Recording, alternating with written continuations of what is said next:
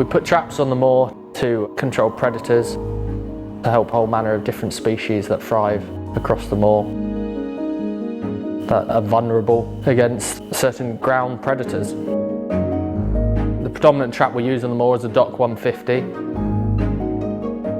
The main species that we use to trap them is stoats, weasels and rats.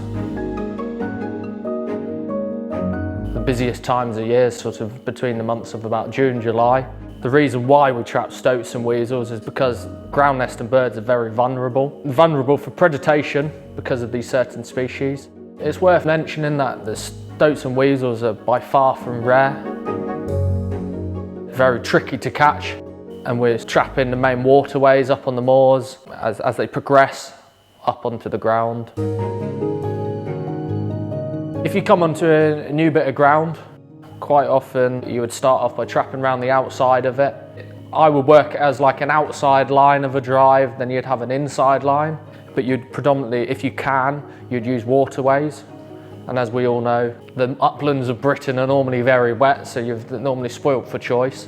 You'll find that a stoat, especially, and a rat, it will always use a waterway to work and hunt. When we're always like setting a trap, we'll always have it facing downstream. So when they're working up, they can normally see the entrance of an artificial tunnel. Could be a soil artificial tunnel, it might be a rabbit. So they can always work themselves into the trap that way.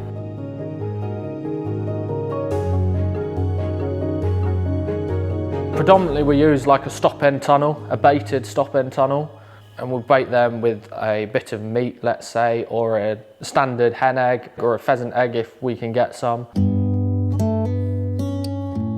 They tend to work better on my bit for one, more than any other form, but then you can also use a run-through trap, which is a trap in the trap, and the animal can see the clear light all the way through and it can run through. Or everyone may be aware of a rail trap, which will be a rail bridging a waterway, and they're very successful in certain parts of the country. But for me in the Peak District, with the high footfall of people, the rail trap isn't so good because it gets interfered a lot by members of the public, smashed in or completely ripped out. So we find a stop-end trap far better because you can disguise it enough for people to not see, but enough for your target species still to be able to see and like it, as well as you've got that added extra with the bait there, so you can still attract your target species in that way. In all my time, never ever had a non-target species in a trap.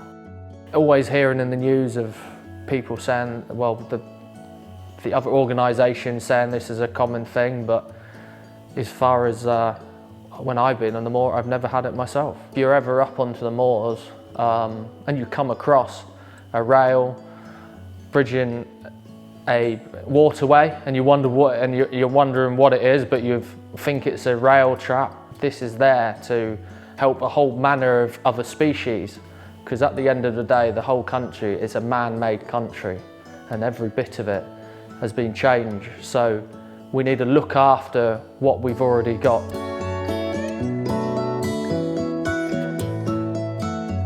If you do come across one up on the moors on your walks, if you can sort of leave them alone and understand the greater good of what they're there for.